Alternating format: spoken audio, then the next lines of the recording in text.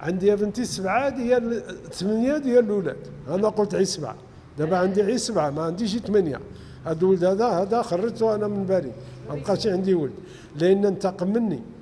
هاد السيد هذا ولده خرج له لحياته 80 عام وهو تايق فيه وعاطيه الثقة التامة وكيتهلا فيه وقراه، ولكن شوفوا شنو دار له الخوت، خرج له لحياته. وهاد السيد مهدد دابا، مهدد بالحبس، دالو رزقه كامل ودالو الملاير.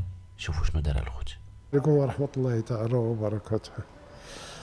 أستاذ، عندي واحد المشكل عندي واحد الشركة سميتها جبل الشقرش، هي مقلع حجري، وتعرضت لواحد الخيانة ديال أقرب الناس إليا، هما الولد ديالي ومحاسبة الشركة. كلفتهم مدة ديال 3 سنين تقريبا، وما نوضوش بالعمل ديالو كما خصو يكون، وسرقوا الشركة وسرقوني أنا وسرقوا الجمل وما جمل وخلاو الشركة في الوضع، ومنهم هادشي في 2021 وخدموا وجمعوا الفلوس وباعوا وشراو وما ديكلاروه لا للمالية ولا للتيفية ولا يخلصوا عقد الإيجار ديال وزير الداخلية اللي هو فيه 1,400,000 درهم، 1,420,000 درهم، وما خلصوش. الخزينة العامة صيفطت لنا توقيف ديال الحساب البنكي ديال الشركة كيتسالوا 1,200,000 درهم في هذه المدة ديال 3 سنين اللي خدموا هاد الناس.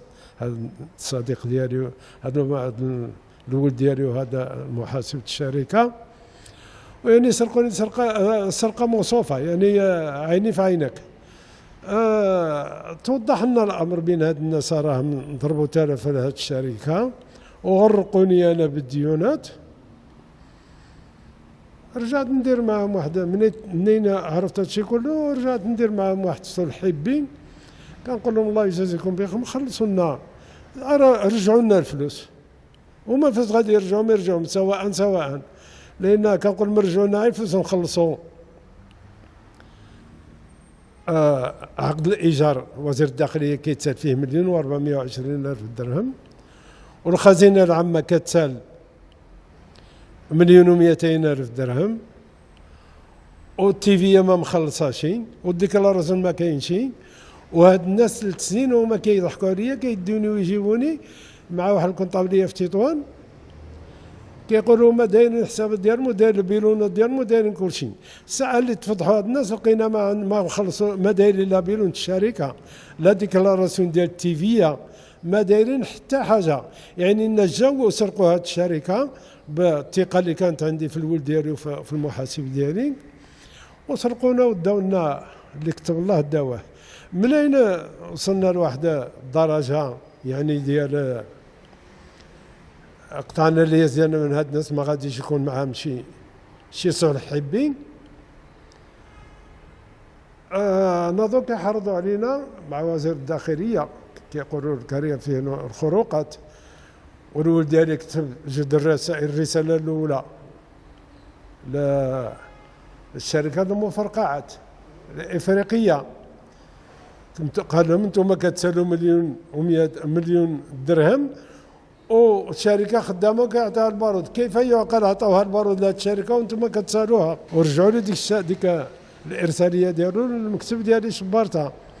من بعد الداخليه، وزير الداخليه عيط للسيد العامل وكون اللجنه ديالو، علمني النهار الفلاني غتخرج اللجنه. خرجت اللجنه بجميع العناصر ديالها وطافت الكريان وشافت ما كاين لا خروقات ولا احنا ملتزمين كيتشارج ديالنا كما العادة السنين، وحنا خدامين فيه 30 عام وحنا خدامين في هذا المقلع. عمر حاجة صغيرة ما وقعت لنا ولا عندنا فيها خطأ مع الدولة الحمد لله. والداخلية مخلصة والمالية مخلصة والبينونات ديالنا مخلصين. ودابا جا الولد ديالي، أنا عييت، أنا كبرت، درت في عمري 80 عام، وثقت في الولد ديالي اللي هو في عمره 36 عام، ماشي باقي قصير بالعقل. وثيق في واحد السيد صديق حميم ديال 4 سنوات من 2019 وهو معايا، وعطيت الوكاله مفوضه للمحاسب ديال الشركه كيمثلني في جميع الادارات وجميع المصالح وجميع الخدمات ديال المقلع الحجري في خميس عنجره، هو كيتحمل المسؤوليه ديالها. وهذا اللي عطا الله هو هذا. وقفنا الساعه اللي وقفنا على الحقيقه، سيبنا غرقوا لي الشقوفه ديالي وخلوني نتبع مع وزير الداخليه 142 مليون، وغرق 1,200,000 درهم، 120 مليون ديال الخزينه العامه. وليبيرون ما عمرهم داروا 21 22 23 ما عمرهم داروهم. عندنا الغرامات ديالهم وخصنا عاوتاني نوضوا نخلصوهم من جديد. وهاد الناس هادو جمعوا وطواو وداو 1,400,000,000 ديال الشركه المبيعات. هذا الشيء خديته من داخل البيرو ديال الكريم في الميزان اللي كيوزن السلعه وكيخرجها وكيوزن الكاميونات. وخلوني فلوطه. من بعد البحث في البيرو ديالي وفي المكتب ديال الكريان وهذه، كنصيب هذا المحاسب ديالي دار كونتاكت مع واحد الشركه عندنا من مكناس مراكش، وكتصيفط له واحد المره تصيفط له 100,000 درهم، واحد المره تصيفط له 50,000 درهم، حتى وصلت 640,000 درهم. سرقوا لي داخل الكريان، وعاود مشى سرق الكليان من واحد الكليان ديال الشركه ديال 20 عام. سرقوا عاود داروا سرق الشركه دار 640,000 درهم، 64 مليون. ومنين عيطوا له البوليس قالوا له شنو هاد الشيء، هاد الخروقات اللي درتي انت وسرقه الفلوس، جاوبهم هو قال لهم لا انا ما سرقتش، انا هذوك الفلوس شبرتها فعلا كتجي في الحساب ديالي من حساب ديك الشركه للحساب ديالي انا، وصرفتها وعطيتها الكونسياج العماره. واش الكونسياج العماره كيعطيوها الناس الفلوس يخلص؟ قالوا له عطينا شنو خلصتي؟ قال لهم انا ما كنت هيك كنخلص، ما عندي حتى شي ورقه. قالوا له ديك الباقيه ديال الفلوس اللي تسرقت 64 مليون في الحساب ديالك رجعتها للحاج مولاها. قالوا له عطينا باش رجعتي للحاج، قال لهم ما عنديش. ايوا المهم ما تقول لي لا احنا عندنا شكايه عند وكيل الملك، كنت تسناو النتيجه. هذا الولد ديالي كان في مذكره بحث، قضيه الشيكات. قالوا لي البوليس ولدك افي دروشارج على الشيكات، عنده 9 مليون وشي حاجه الشيكات، وثلاثه مرات عنده لافي دروشارج على الشيكات. مزيان. ايضا تعذر البوليس باش يسمعوا الولد ديالي كان في حاله فرار. دابا الساعه اللي شدوه البوليس هذه تقريبا واحد 3 سيمانات 4. دابا درنا واحد الملتمس لوكيل الملك، كنقولوا الله يجازيك السيد وكيل الملك، الله ينصرو ويشافيه ويعافيه، يتزيروا هاد الناس يرجعوا لنا بعدا على الاقل يرجعوا لنا الفلوس باش نخلصوا الداخليه، لان الفلوس ديالنا عندهم، وباش نخلصوا عقد الايجار الفلوس الداخليه 142 مليون، وباش نخلصوا هاد الخزينه العامه راه دارتنا اللوكاسيون التحفظي على حساب ديال الشركه في بنك افريقيا، ويعطوني انا 110 مليون ديالي قرضتها له في شهر في 21 سنه 21 عطيتهم 500,000 درهم قرض، وسيمانه عاوزتهم 600,000 درهم. دابا داو لي انا 110 مليون، وداو الشركه، وداو الفلوس ديال الخزينه العامه، وداو الفلوس ديال عقد الايجار ديال وزير الداخليه، وداونا واحد 4 مليون وشي حاجه درهم بور نادا. دابا هاد الناس هذا عاصيين، وانا كنطالب السيد وكيل جلاله الملك الله ينصرو والله يجازيه بخير وكيل الملك. حنا عندنا فيه واحد الثقه وكنعرفوا الحق يعلى ولا يعلى عليه، كنعرفوا السيد وكيل الملك غادي يشبر لنا الحق ديالنا، ولكن كنطلبوا منه الله يجازيه بخير يسرع لنا شويه بهذه المسطره قبل هاد الناس ما يزيدوا. راه قازت عليها 8 شهور على هاد الشكايه، عاود نزيدوا نطولوا في ولدي دابا تشد راه في الحبس، والكونطابل هو باقي في حاله فرار، هو في حاله صلاح. البوليس استمعوا له على الخروقات اللي دار في الشركه، وعلى الفلوس اللي ضيعت الشركه، وعلى المهام ديالو اللي ما ناضش به كما عنده في واحد الوكاله من عند الشركه مفوضه، كيقوم المقام ديال الشركه وديالي انا الممثل القانوني للشركه، اعطيه واحد الوكاله مفوضه يسير بها الشركه كيف يشاء. صبح هذا السيد هذا دابا مغول علينا حنايا، حيت عنده الفلوس ديال الشركه وعنده الفلوس ديالي انا 110 مليون، وهاد الناس دابا راه كيزيدوا يتفلسوا علينا وكيقولوا لنا ما تقصروش. كيقولوا لصحابهم ما يقصرش، راه يزلق في العقبه، راه ما عنده ما يخرج منه. وحنا دابا في حاله رعب. هذه 10 شهور استاذ وانا عايش 80 عام وانا عايش في واحد الالم وفي واحد الاكراه ديال الولد ديالي ديال هذا المحاسب. باين باقي المحكمه ما حاسباتهمش باش يرجعوا الفلوس ديال الشركه. شوف الاستاذه، انا باقي لحد الساعه هذه ما عرفش واش ولدي غوا هذا المحاسب ولا هذا المحاسب غوا ولدي، لان انا اللي وصلت له حسب التفكير ديالي وحسب الفهمه ديالي انا اللي وصلت فيه، هو كنشوف هذا الولد ديالي وهذا المحاسب راه تبين لهم هما باهما راه عيا ومشى للركنه، وهما باغيين يهرسوا هذه الشركه ويجيبوها ارض دكان، ويقدروا ديك الساعه يديروا العقد الايجار في السميه ديالهم ويخدموا هما ويصبحوا موالين الشركه. يعني هزوا من الماء صافي، لان منين ما يخلصوش.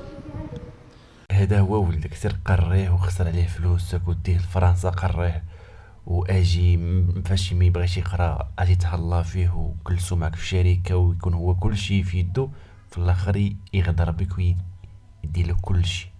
عندي يا بنتي 7 ديال 8 ديال الاولاد، انا قلت عي 7، دابا عندي عي 7 ما عنديش 8. هذا الولد هذا خرجته انا من بالي، ما بقاش عندي ولد لان انتقم مني هو المحاسب ديالي. دابا شكون اللي يحرض اخر، واش هذا ولا هذا؟ يعلم الله. دابا وكيل الملك عندهم يعرف شكون اللي كان المحرض، واش الاولي هذا ولا هذا الثاني. هاد الاولاد اخرين عندي مزوجين كاملين، كلهم في الديور ديالهم الله يرضى عليهم، وكلهم بولادهم وكلهم تحت الطاعه ديالي. هذا الولد هذا يعني كبرته وقريته في فرنسا ووصل وما بغاش يكمل قرايته. منين ما بغاش يكمل قرايته قلت انا والله ما ناخذه ونعطيه المسؤوليه في المقلع هو هذا المحاسب، ولعل وعسى يكون راسه وينوض يجوز. ما بغاش يجوز لنا، قال هو ما يجوزش وما غاديش يدير الاولاد. ولكن جبنا واحد السرق اللي هو خرج عليا وعلى الصحه ديالي وعلى الشركه هو والمحاسب.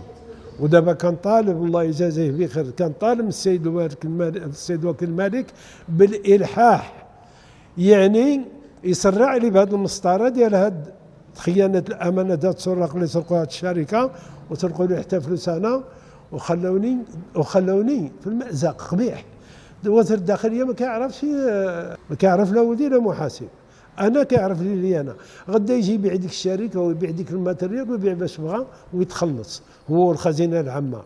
وشنو كان الدم ديالي انا والدم ديال هذا المساهمين ديال الشركه، يعني جابوني ارضا دكان. ودابا ماشي يبقى فيا الحال الاستاذ، ماشي يبقى فيا الحال. انا عشت 80 عام، يوقع اللي بغى يوقع دوزته. بالحق 10 شهور هذه اللي مدوزها مع المحاسب ديالي ومع ولدي، يعني نقصت في العمر ديالي 10 سنوات. نقصت من العمر ديالي 10 سنوات. كنمشي نعس هما باني، كنمشي نصلي الله يقبل باني، كنوض هما باني، كنكون جالس مع الناس بالي الولد ديالي والكونطابلي ديالي سرقوني وشمتوني بواحد الثقه اللي درت فيهم عمياء. من بعد ملي شافوا راسهم انا درت شكايه لوكيل الملك، شنو داروا؟ ناضوا كيحرضوا على الشركه.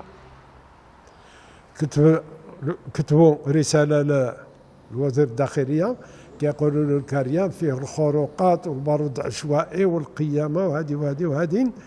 ناض السيد وزير الداخليه دار اللجنه هو العامل السيد العامل في طنجه في حسنجره دار اللجنه من جديد، وعيطوا لي علموني ومشينا للكريان. اللجنه فيها اللجنه مختلطه بها بما عليها، ومشاو للكريان وطافوا المقلع وشافوا انا فين خدام، واش محترم كيتشارج ديال. تاكدوا وتوسط المحضر ديالي بين وشايه كاذبه. هاد الناس هادو تحريض هذا وشايه كاذبه، هادشي اللي عندنا في المحضر ديالنا. وكان طالب من جميع السلطات كما بغى يكون في الامن ولا في المحكمه ولا في اي موضع كان يتعاونوا مع هاد الشركه لا تطيح في شي فخ اكثر من اللي طيحوا فيها هاد الناس هادو، ويتباع ديك الماتيريال ويدعوا ديك العمال ويدعوا ديك الاسر اللي خدامين القود ديالهم من ديك الكريان، ونصبحوا خاسرين كلنا. كما سمعتوا الخوت، يعني السيد ما فهم والو، يعني ما فهم والو في ولدو غدر به، دار رزقو كامل وخلاه مهدد بالحبس، يعني في اي لحظه يقدر يدخل الحبس حيت داك المبالغ كامله راه ماشي سهله، راه مليار وزياده قالك، والروينه وصافي الخوت. الله يحفظ وصافي الخوت. هادشي اللي كاينه، ونتلاقاو فيديو جاي.